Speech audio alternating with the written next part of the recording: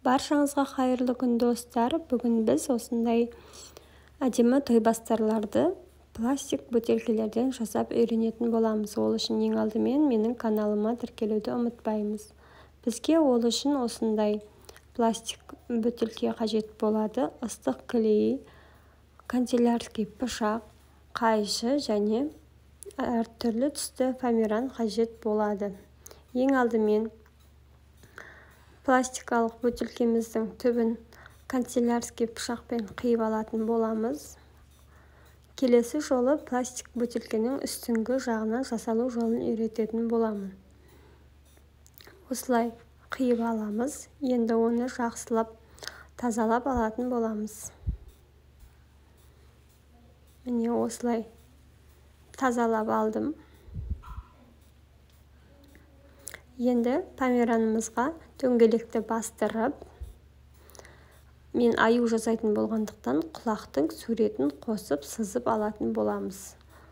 Осыны сәл асырып қиып алатын боламыз.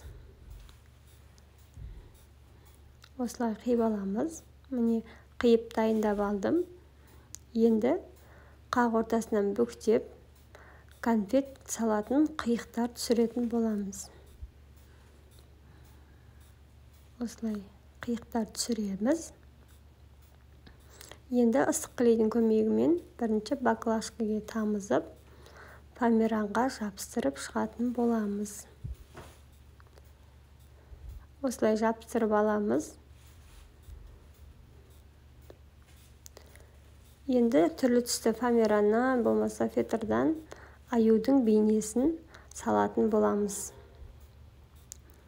Барлығын ыстық клейдің көмегімен жасайтын боламыз. Менде ол видео өшіріліп қалыпты.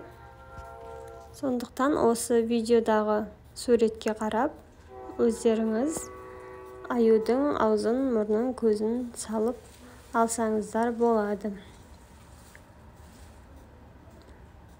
Міне бізде осындай әдемі аюдың бейнесі шықты.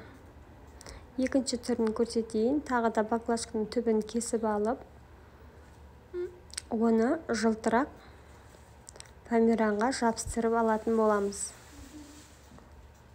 Осылай жылтырақ бетіне жабыстырып аламыз.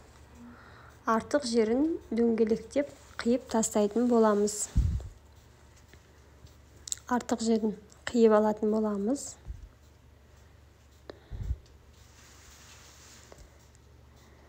Осылай қиып аламыз. Артқы жағын жаңағыдай қиықты түсіріп жіберетін боласыздар. Енді жасыл түсті жылтырақ фоамираннан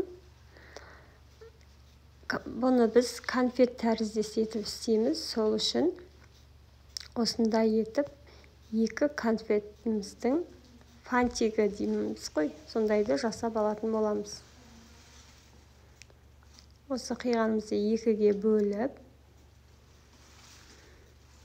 осылай видеода көрсетілгендей етіп бүктеп, конфетіміздің фантиктерін жасап алатын боламыз. Барлығын ыстық клейдің көмегімен жасайсыздар. Ыстық клей тез жабысып, тез кебеді. Міне осындай екі фантикті жасап алдым.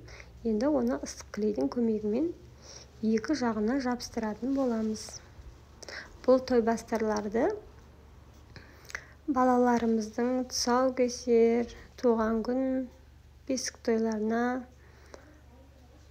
ешқандай шығынсыз осындай фоамиранды ғана сатып алып, осылай әдемі етіп өздеріңіз жасап алсаңыздар болады.